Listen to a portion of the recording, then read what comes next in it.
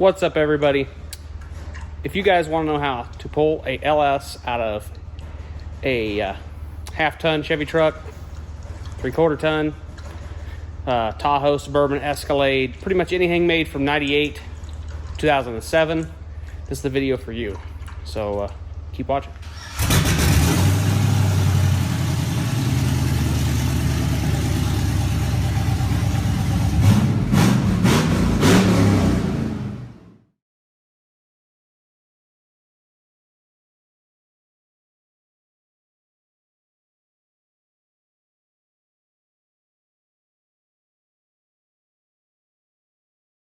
All right, with the intro out of the way, let's go ahead and get into this video. So what I'm going to do today is show you guys how to pull an engine out of a GMT platform truck or SUV. They're very simple. There's not a lot of changes between each year. 02, 03, and when they switched over to drive-by-wire throttle body, there's a few more things you gotta need to grab. You're gonna have to grab your TAC module, which is right here. It has a wire that runs into the floorboard or into the firewall down to your throttle pedal. You're gonna need those two pieces. This happens to be an 04 2500 crew cab long bed. That doesn't really matter. This has the 6-liter 4L80 combo. Very simple. Pretty much this can be held to 4.8s, 5.3s, 4L60s, 4L80s. Very simple to pull. We're going to be pulling the 4L80 and 6-liter out of this truck. It's very simple. First thing I do is I start by draining the coolant out of it and getting the AC vac down, which we got that all done. So we're going to let the coolant drain, and I'm going to go ahead and disconnect my battery and just get it out of here.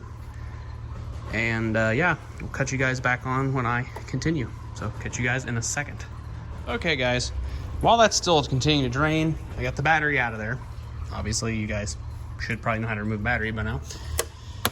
But I'm gonna go ahead, and how I do it, I find it the easiest way is to pull the whole grill, headlights assembly out, transmission cooler, condenser, radiator, and then remove this top piece here.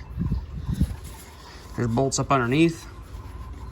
You can remove this whole bar, and that allows you to pick your motor, transmission, transfer case, and everything, or whatever your truck consists of, up out of there. So yeah, that's what I'm gonna do. To the easiest way, I think anyways, of how to do this. And these are pretty easy. Just pop these pins out. Yeah, this is always lovely because GM didn't really think this through. You gotta kind of fight with that plastic piece. But yeah, there's your headlight rods. You take all these push pins out. That allows you to get to the grill. This style grill doesn't have a bolt.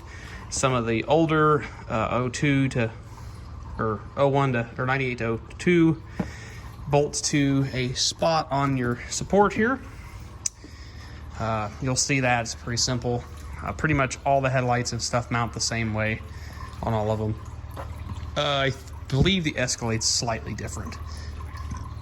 But yeah, and then you just take that out, get your hood cable out the way, slide it up out of there, unplug your headlights, and voila, it's out. To get your turn signals, they're kind of difficult to kind of tell, but right down here, there's a little tab. You push in on that tab, which this one has a custom modification. It has a screw down there. That's not factory. But I'll go ahead and pull that screw out, and then I can push that tab, and then this light will come out. So, as for the grill, it's just held in by clips on this model, I believe. Yeah, it's just clips on this model, so it should be pretty simple to pull out. So yeah, I'm gonna go ahead and pull that out and cut you guys back on when I get a little further. Okay, once you pull your headlights, your turn signals, and your grill off, your grill's just got on the 02s, or not the 02s, the 02s and before, and a lot of the SUVs and stuff, there are little quick turn screws that you have to big long Phillips stick in there and turn them, undo them, pull them out, Yeah, the Escalade grill I know bolts here. I believe the 02 and before grill is also bolt there.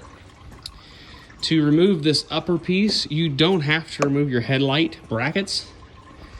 They're actually really simple. You just remove these two 10 millimeters, these two 10 millimeters over here. And then there is two or three, depending on the model, bolts. Yeah, there's three on this one. There's one right here, one right there, and one back there. They are 10 millimeters, I believe, too, on both sides. And then back here, you sometimes have a bolt here you have to remove. This one apparently does not. You have to remove both your radiator bolts on both sides, your fan shroud bolts on both sides. And then this bar can come out if you remove these two 10 millimeter bolts back here also. They're kind of a pain to get to.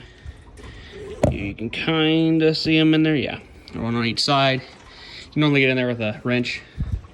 Once you take the bolts for the condenser out, you can kind of pull it back a little bit and give you a little more room back in there to give some more swing. Or you can actually unbolt everything off of this truss if you've taken out the headlight bucket plastics, and then remove the 10 millimeter here and the 10 millimeter over there if you're removing the baskets, the headlight baskets, which I'm going to, because I think I'm keeping this cat eye front end. Possibly, I don't know. But yeah, so yeah, that's what you do to get the top bar off, and that gives you room to get your condenser out, your radiator. If you're just pulling a motor on one of these, taking this out along with your radiator and leaving your condenser, if you're going to take your compressor off and keep the AC system intact, that's also gives you about another 4 inches to bring your engine forward and up and out. So that's just a helpful hint. Yeah, we'll cut you guys back on when I get a little farther. All right, guys, so I got this piece off. There are the 3 bolts on this side and the 3 bolts on this side. Your power steering cooler's got a bolt here, transmission cooler here, and here if you've got one, and then 2 up here if you have one.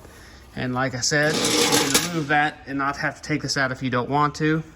Well, the easiest way is to pull this out because it gives you much more room to pull your engine out, but you don't have to break that. At least you can pull this as one piece if you want to. And I just unhook the cable for the latch. So yeah, then you can see the transmission cooler hanging, power steering cooler hanging, and the condenser. I'm gonna go ahead and pull the nuts off the condenser lines and pull lines off, and then the condenser just lifts up out of there, and you can put that off to the side. Like I said, there's the 2 bolts down there I took out for each of those. They're really long, 10 millimeter big flat washered bolts. I also pulled the intake box out. The factory one just pushes down in these grommets. If yours has a factory air box, just take a couple of the hose clamps loose, pull the tube. You got to unplug the MAF sensor, which is in the wiring harness, which we'll go over that in a bit of what you should take and what you need to take if you're going to use the factory harness. This is an 04. We're going to go over fuel systems a little bit here. 04s and up, I believe, and select lower ones too, are a returnless style fuel system like this. This only has a feed, it does not have a return. I prefer the return style, like this engine over here. This is that LM4 out of my Trailblazer, or out of the Trailblazer that I pulled it out of. It has a feed and a return and a regulator built into the rail. I like that system. I like that setup.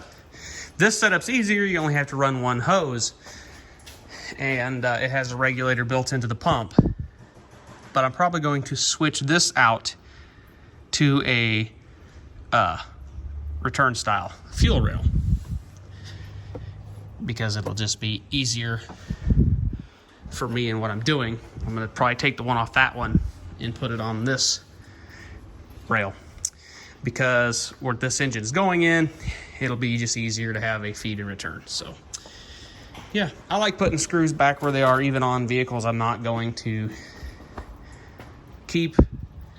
This one I'm possibly going to keep this upper core support, or this whole core support, so that's why I'm keeping all the screws in the right spot. Most of the time I'll just throw them in a container and I keep them. I actually have a container full of miscellaneous GM bolts, because you never know when you need a GM bolt. But yeah, I'm gonna go ahead and pull this out. I went ahead and pulled the upper radiator hose. I'm gonna go ahead and probably take the hose clamp off of it and get it out of the way. Then I have to work on pulling. I'll probably pull the transmission cooler out. We'll show you how. That's pretty simple to do. One line comes back and comes up here. Another line goes to the transmission off the cooler, so it's pretty simple. I went ahead and hooked this hose. It's to get your air tube out. It just makes life easier to take this hose off. Yeah. This is your steam vent line. I'm going to go ahead and remove it and get it out of my way as well. As you can hear, we're still leaking. That's about how much I got out of it. These things will leak for days. I'm going to probably drain this block and start over with fresh coolant in the truck this engine is going in. But yeah, we'll get a lot of the stuff up here done, and then we will move on to the under of the truck and get all the stuff underneath there disconnected and whatnot. So yeah, cut you guys on a second when I get the condenser, the radiator out. Just for the condenser, it sets down in there, see, on these little rubber pads. Radiator also, it's got two little rubber bushings on the bottom. It sets down in there. To take the fan shroud off, you take these two bolts up here that were on your upper bar, and to split it, it's the easiest way. There's a push pin down there and over there on both sides. I just take them push pins out. You can separate it. You can actually get to the fan too. You can pop the fan off the water pump and get it out of your way, because that's just added extras you don't need. If you get a newer truck than this, I believe 06 or mid 05 and 06 and up, they're electric fans. So you get kind of lucky there, because them are pretty good fans. Not so lucky on this truck. It's a mechanical fan, and I will let the owner of the truck decide on if we're gonna keep the mechanical fan or put electrics in the swap. So we'll figure that out. So yeah, I didn't tell you at the beginning of this, but this is not my truck. It's a customer of mine. I'm doing an LS swap for him into his square body pickup for him. So yeah, you guys will see probably another LS swap series on it. It's a cool old truck.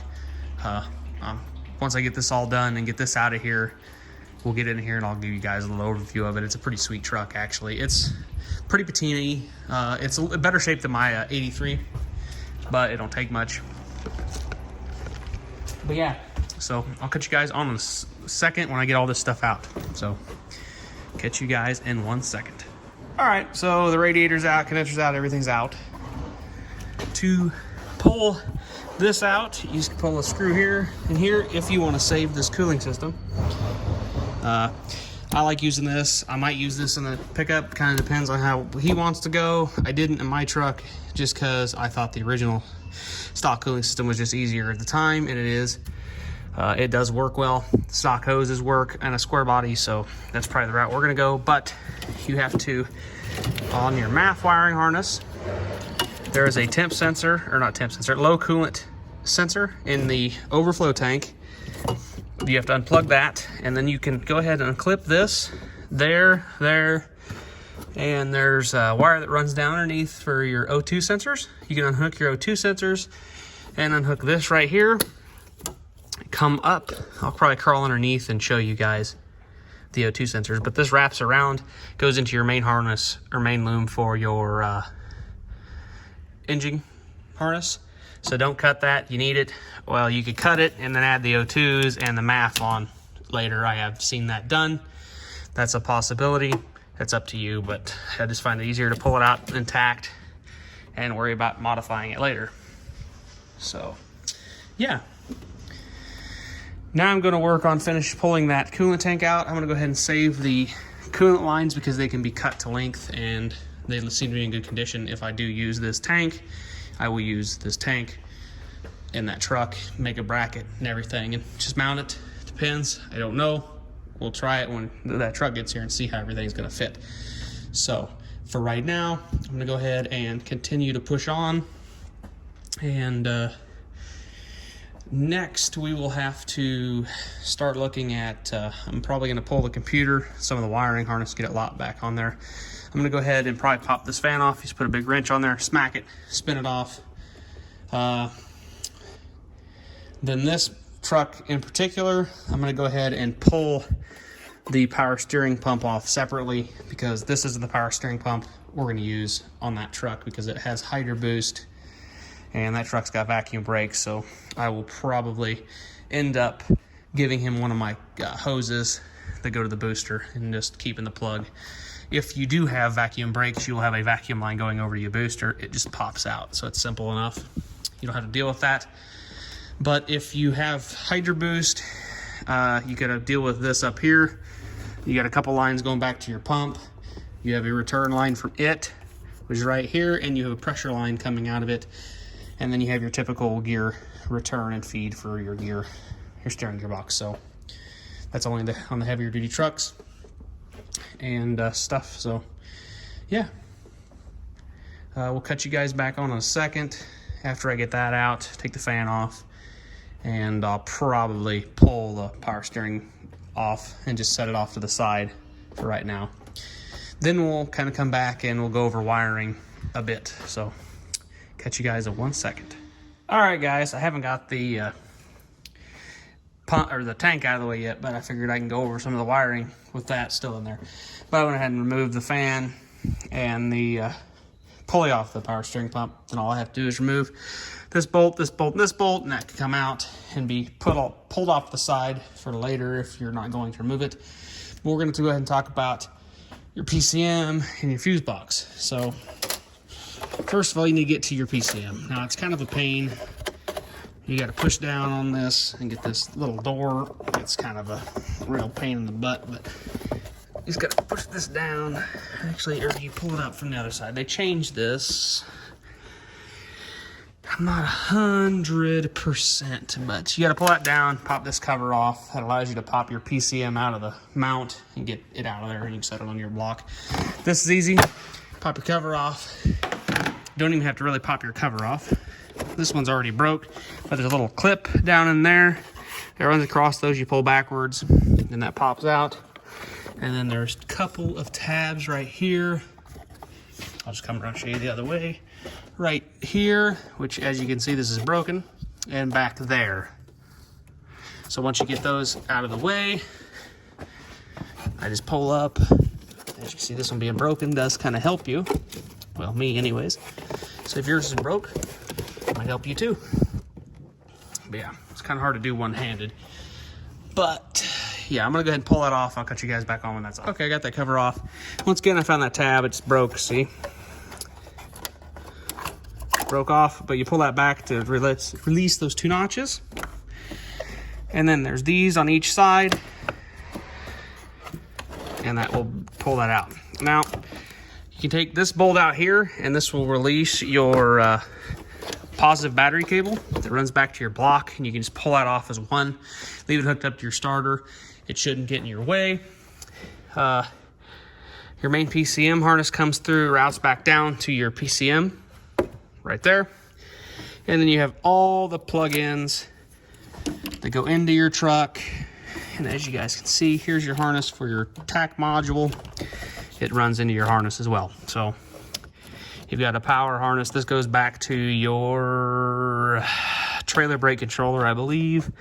And this blue wire right here goes back to your trailer brake controller as well. So if you guys wanted to know that about GMT 800 platform trucks, I'm pretty sure that's where all that goes.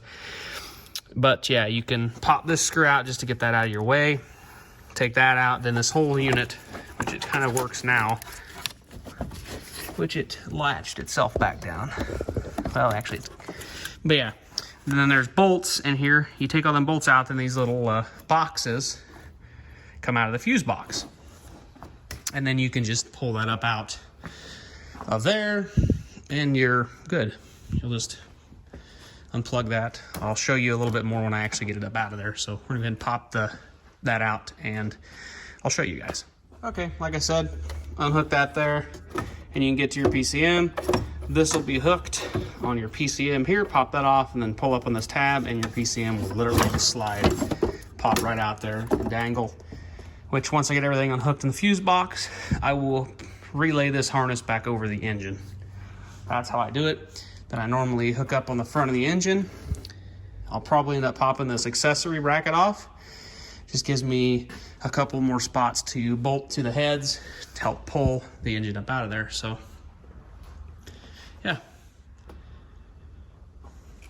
we will cut you guys on in 1 second when I get this more ready to come out. Pull that open.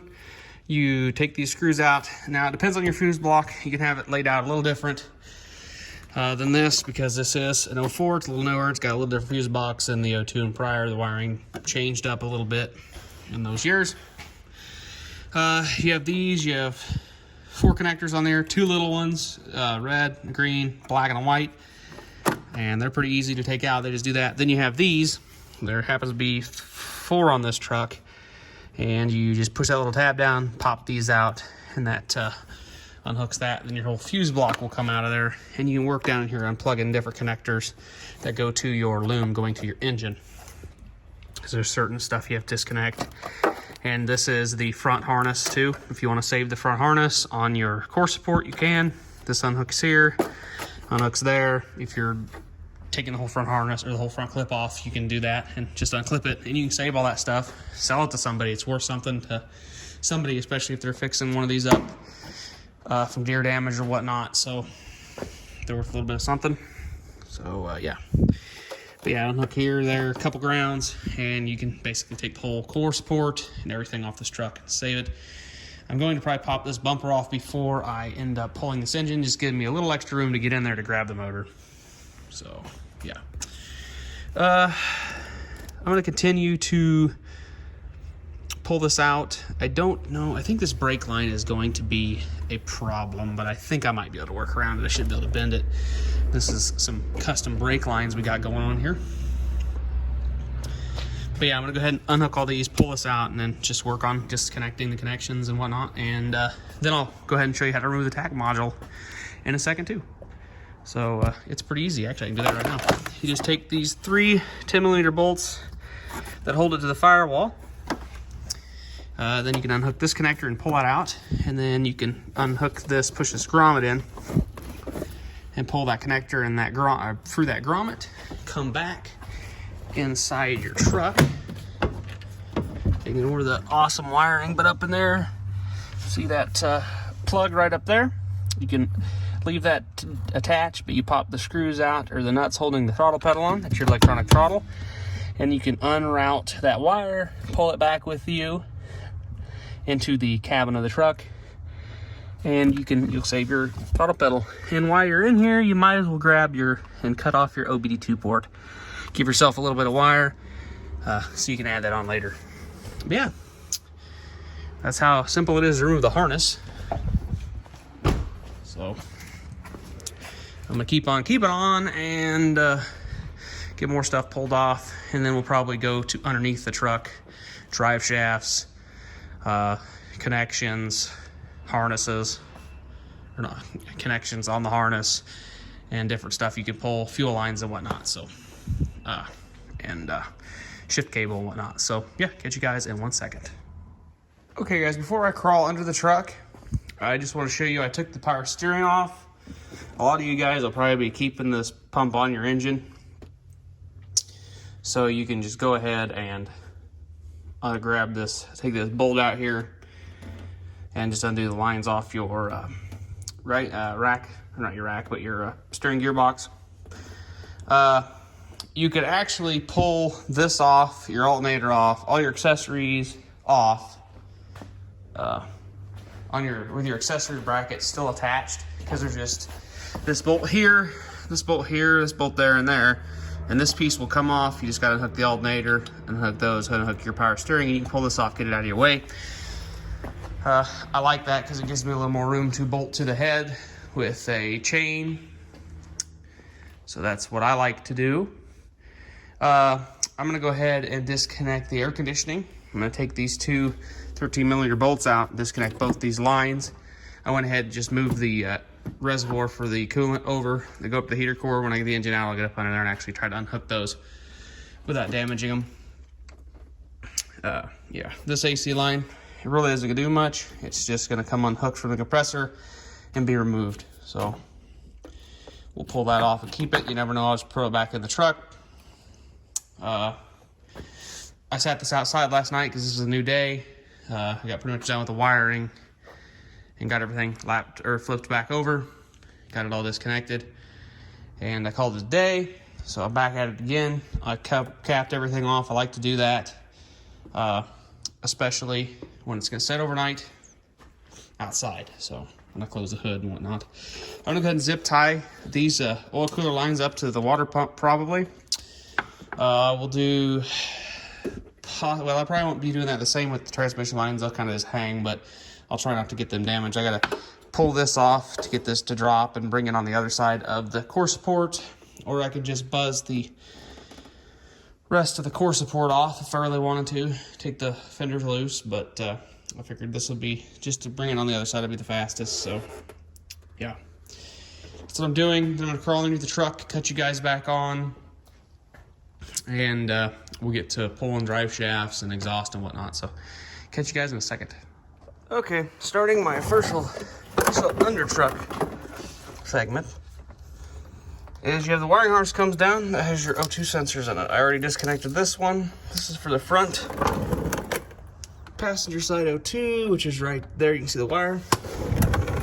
There's a couple of clips. You push this together and push this center pin tab in, and then you can normally split them apart. And it runs back here. And this one, I'm just gonna take this bolt out, and I just got your rear O2. Occasionally you have some different stuff in this, but this is pretty basic what you'll have of a basic setup. So I'm gonna buzz this bolt out. I think it's just, yeah, it's just threaded through the frame, so I don't have to fight it or anything. Transfer case bolts if your truck's a four-wheel drive, or not bolts, but wiring. It's separate, except for your speed sensor, I believe. Yeah. Here's your ABS pump if you cared. But yeah, this wiring loop here, you got the option, you can just snip it right here if you really don't want to disconnect everything. Or you can disconnect everything. I'm probably gonna snip it because, yeah, be the easiest. Up here, you have the front O2 sensor on the driver's side right there. And then your linkage for your shifter, just pop them off. I believe that's what this one is. Yeah, you just pop it off of that stud right there. And this one just got a zip tie ran through it. Cut the zip tie, push the tab down, pull it out. As you can see, it's pretty muddy under here. And then I get to pop this cross member down, which will be fun. And I think my exhaust hanger is actually bolted. Yeah, this has got an exhaust hanger right here that's bolted onto the transmission with the 15 and I believe another 15, I think. I don't know, but I think you can take that off.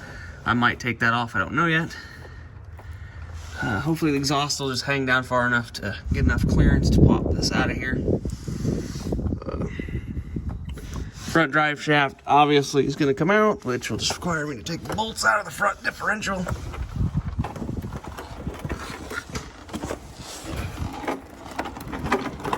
And the rear drive shaft, a couple nuts there, drop the carrier out, and then you possibly can pop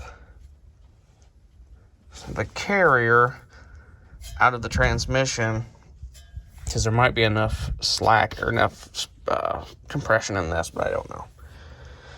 But I'll most likely remove the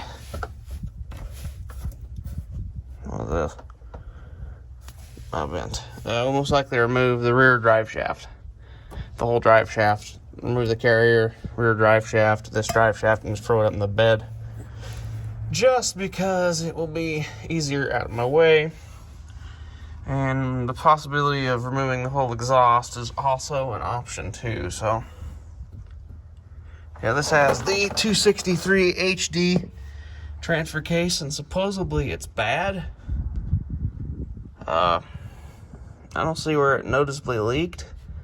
I mean, I guess I can drain it and check fluid, and I might drain it just so it doesn't drain all out of this when we're pulling the engine. So might grab a drain plug or grab a drain pan and take the drain plug out, drain the transfer case just so it don't make a giant mess on the floor. But yeah. And there's fuel lines right there that you got to pull off. You can cut them. You can run them all the way back here if you want to take them all off. I think I'm going to cut them. So yeah, actually yeah. One's an evap line and one's a feed line. Normally you'll have 3 lines on there. Like I said, I'll probably just cut them. So yeah, we'll get to a little farther along, undo a lot of these connections and stuff, and I'll cut you guys back on. It's hard to film underneath this, so yeah, that's just the gist of pretty much all you got to do. You don't got to worry about this harness. That's your harness for the truck, so it's separate from the engine harness. So yeah, it's pretty easy to do stuff this truck anyway. So I will turn you guys back on in a second when I get a little closer to getting this bad boy pulled out here. All right, guys, I went ahead and pulled it on out because I pretty much can finish up everything with the engine out. It makes the life a little easier. When it comes to pull it, you got 3 bolts on each side, 1, 2, 3, and it's the same on the other side there. I would recommend pulling your intake off if it's your first time. The reason I didn't do this on this truck, this engine was rebuilt recently, and that means the intake gaskets are probably in good condition. So instead of buying some intake gaskets, I just went ahead and pulled it. It's just a lot easier to pull the intake. It gives you a lot more space, and you can use a load leveler. I did not use a load leveler on this. I do recommend it if you're pulling engine, transmission, transfer case out at the same time. But you do not have really that much room with this on there. So I do recommend taking that off if it saves you from damaging. I always end up scraping the sticker off the map sensor. I'm going to go ahead and keep the PCM box because I'm planning to mount the PCM at about the same location as in the square body truck that this is going into that it was in this truck. I'm not 100% sure if I told you what this engine transmission is going in. It's going in an 80 short box regular cab square body truck, half ton. We're hoping to find a 205 transfer case out of Turbo 400 that should be able to bolt right up to this, and then use a VSS sensor, and we'll see how that works. I don't know if the guy's wanting to run an oil cooler. If he is, we'll make an oil cooler work. We might do an aftermarket trans cooler. I'll talk to him on that as well. It depends on what he wants to do. We'll go ahead and pull the AC compressor off at a later point. I went ahead and pulled the throttle body off when I lifted this because I lifted it with a chain. I didn't want to knock the electrics off the throttle body, so I went ahead and pulled it. Save your throttle pedal and your tack module if you are not a drive-by cable. I'm saving the radiator hoses because they work pretty good in an LS swap in a square body. I'm running these on my truck and they fit really well, so that's probably what we'll do with his truck. I'm saving the K&N filter and intake system for his truck as well because should work pretty good. Obviously, I'm keeping the alternator bracket, accessory bracket that must be bolted right back on. Here shortly, I will probably end up pulling this harness, cleaning the harness up, and I'm going to go through and prepare the harness for a fuse block and stuff, and hopefully we can get the actual truck here and start looking at stuff. I've got motor mounts for it. Hopefully we can get motor mounts swapped. I want to see how they fit. Headers are not here yet. I'm going to use the Speed Engineering shorty headers that I used in my square body, so they seem to work pretty good there. Yeah, that's what I'm doing. That's what this is going to go in, and I'm going to swap it over to a return style. It's a returnless style fuel system right now. I'm going to swap it over to a return style. And I got a rail, an upper rail that's return style, just because that's the easiest way in the way I've set the system up. I'm gonna end up using these. I'm gonna take these, take them apart, cut them off, and flare them, so I can put some high pressure fuel line on the end there. And then these go up and hook onto the fuel rail, bolt up to the transmission, and then drop you down right about where you can run lines for your to your factory tank. So yeah, I'm not 100% sure on the shifter position on this. If the 4L80 hopefully is in the very same location or similar location as a 4L60, so hopefully I can adjust it and make his his shifter column, his column shift work on this transmission. So we'll see. We're gonna go over this probably. This is the first time I've swapped a 4L80 into one of these trucks. I've done a couple LS swaps and some square bodies. Obviously mine was a 5.3 with a 4L60. That's actually the first overdrive transmission swap I've done. I done a 5.3 onto a turbo 350. I done a 6-liter behind a turbo 400 and a 3/4 ton Chevy. I helped do that. I didn't do any videos on those because it was just helping a couple of buddies of mine do it. So, but yeah, this one will be kind of fun. So I'm not sure if we're in, like I said, the cooler lines. We'll ask him. So yeah, we'll see you guys in the next video. If you like this, go ahead and subscribe. There'll be plenty more content for this swap. If you're interested in that, if you found this helpful when you're pulling your LS motor out of your GMT 800 platform SUVs or trucks, go ahead and hit the thumbs up. That's really appreciated. So yeah, catch you guys in the next video.